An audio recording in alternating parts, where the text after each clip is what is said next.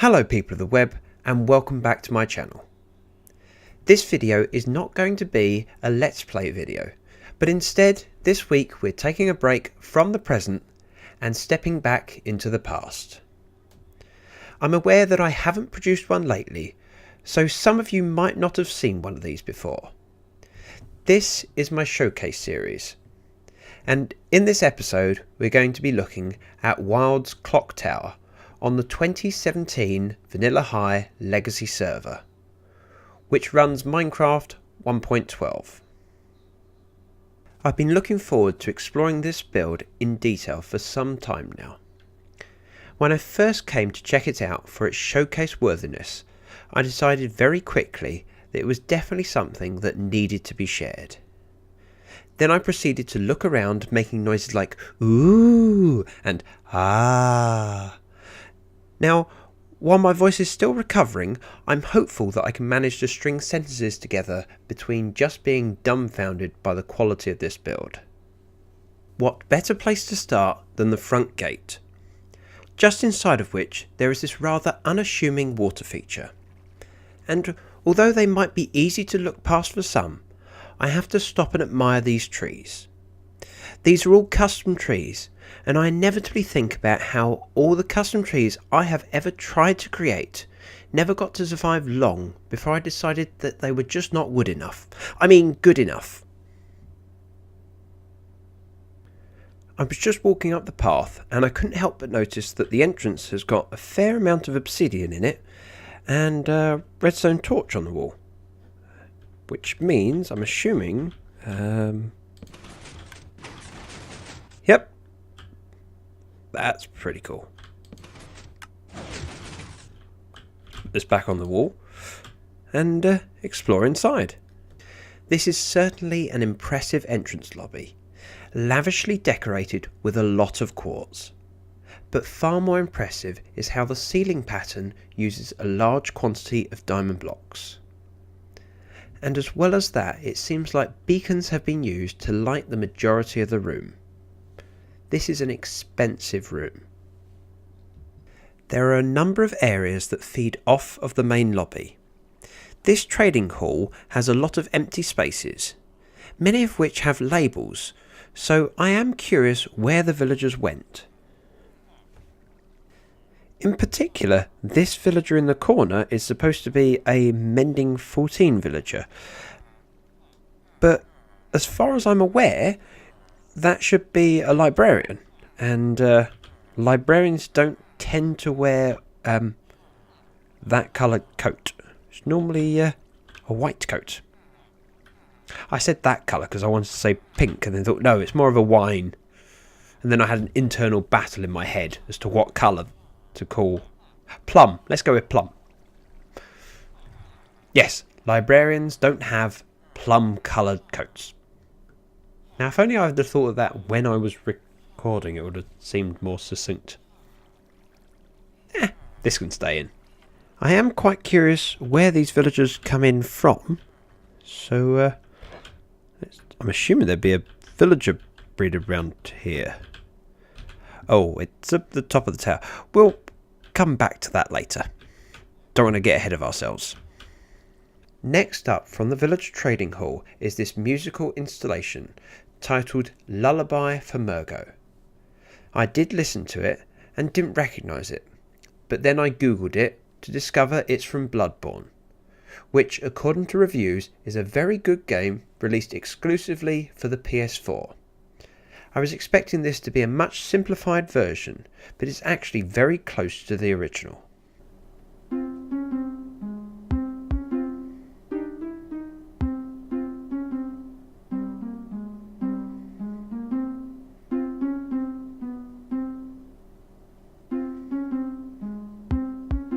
It seems that there is just one more room on the ground floor. Storage. Everything on the right side of the room is manually sorted. However, all these chests and hoppers on the left side are attached to a sorting system for bulk farmed items, which means we will probably be discovering a number of automated farms in this build. Having access to Spectator helps me understand what's going on. Start at the end of the hopper chain with a disposal unit and see where it's fed from. It goes a long way, and I can see where the farms are. While there are many item feeds, if I hadn't snuck back here I wouldn't have spotted this item elevator, leading us far below the clock tower. The first layer is this hidden grotto. Then as we travel further underground, we'll see this large open space that houses a rather convenient slime farm. Now I'm pretty sure everyone would like a slime farm tucked neatly under their base so that they never need to worry about not having enough slime balls. Across from the slime farm is this obviously very useful villager powered potato and carrot farm. This has probably been built all the way down here so that the villagers don't create or attach themselves to a village. As I look over this build, I can't help but notice again that we are missing villagers. Namely the farmers, which I would definitely say are quite important.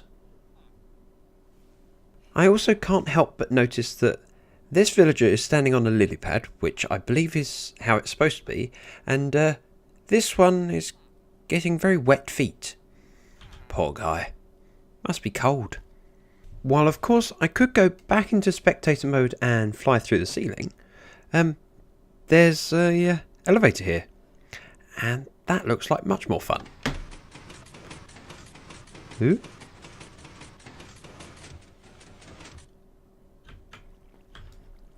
That worked quite nicely. And brings us back to where I wanted to show you next.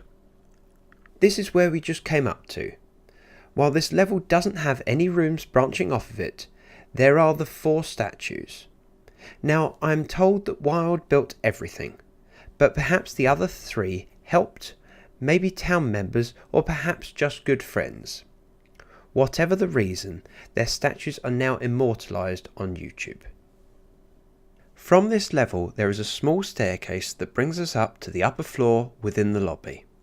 Again, there is no rooms feeding off from here, but looking from the balcony does help show again how grand this entrance lobby is.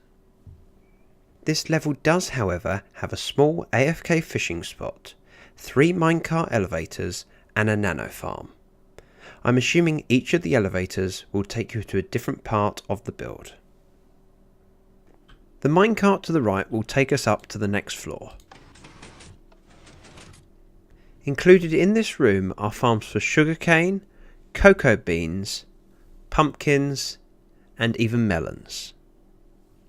At the far end of the room is this nicely decorative wall made from quartz stairs and slabs, so that you can see through to the other side in a more interesting way than a standard boring glass window. On the far side of the partition we find this nicely decorated chorus plant farm.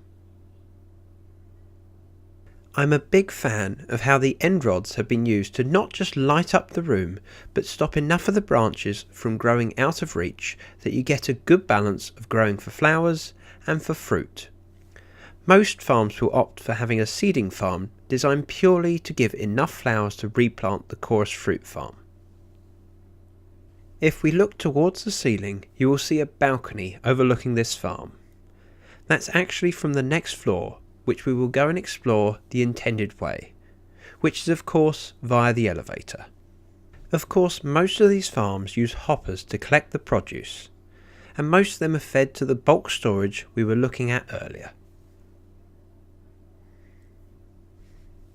In this build, the way to get to the next floor is via the main lobby, so down we go.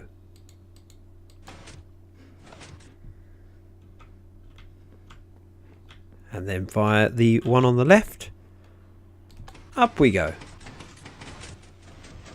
The first thing we've found is this small nook, or if you want to use its Minecraft name, an enchantment area. If however we walk down the hallway, there are a number of doors we stroll past on our way to the balcony that we saw earlier. If we explore down the hallway, which again uses beacons for lighting, we will discover a rather well decorated bedroom.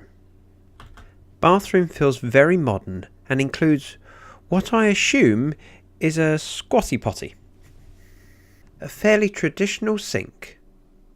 Now, the bedroom does feature a double bed, which is something I always have to share with a cat, which always sits in the middle of the bed. So I always have less room than a single bed. Not that I'm complaining, but that cat could sit anywhere. Why there? Also, did you notice there's a spider horror film on the TV? And a rather nice kitchen. Across the hall is a mirrored bedroom, although they're obviously watching something very different on the box. Bedroom 3 and bedroom 4 are again very similar. Time for us to head up to the top floor, which houses the clock, which means another elevator ride. I do like how often these windows have been added in so you can look out to these very impressive builds. Okay, slight distraction before we head up to the top floor. When I jumped out of the minecart, I glitched through and ended up back here. This is the Mont Farm. It all runs using a single source of water that filters down and pushes mobs off all the platforms where they should all fall from and die. Of course, Wilde has used magma blocks just in case anything survives the drop. Of course, again, all of the items are picked up by a hopper minecart and they're dropped off into a hopper at the end where they feed through to the sorting system. And now we can go up to the clock tower.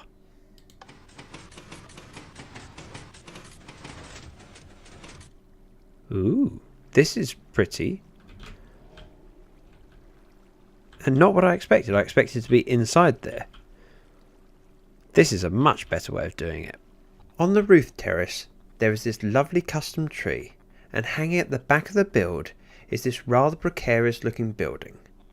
Housed inside is the villager breeder. This is probably where the villagers in the trading hall came from, via the chute that we discovered earlier. We can check my theory simply by following this track and see where it leads. At the end of this cart track, I'm expecting that it goes down a chute. Yep. So my theory was correct. I was sitting curious what that lever's for. Luckily for me, I have spectator mode and I can stick my head in a block and discover that it's got a hopper clock attached to it, and that powers the mob farm.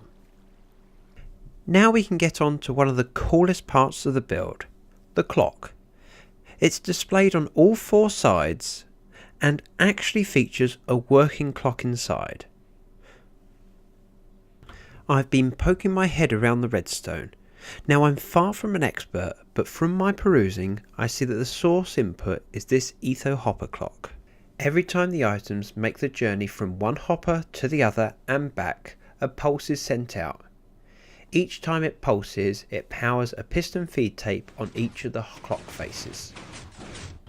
Every time the items make the journey from one hopper to the other and back, a pulse is sent out. Each time it pulses, it powers a piston feed tape for each of the clock faces. The feed tape is mostly made of glass, except for one cauldron. As this cauldron moves to a different location, the comparator at that new location will then be powered, and the signal from which will go to power the redstone lamps wired to it. This is how the clock cycles through the different times. I am pleasantly surprised that the mechanism behind the clock hasn't just boggled my mind, and I managed to make some sense of it. Although whether I would be able to recreate it myself is another matter. But I understand it. I did say that this is the final floor. I was actually incorrect, as there is one above here, which we'll explore via this elevator.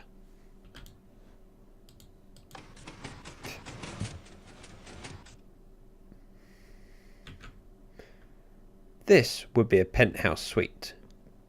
This is a very familiar brewing station design that I'm sure I've seen a tutorial for, as I was recently researching the idea, thinking I might build one on the current server. Looking at this definitely makes me want to build it more.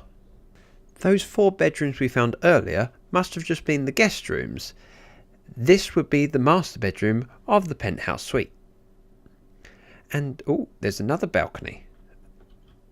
I'm assuming that's the elevator in the corner, but I'm going to cheat and fly. Ah, Netherwart. That makes quite a lot of sense, seeing as the brewing station is just down below.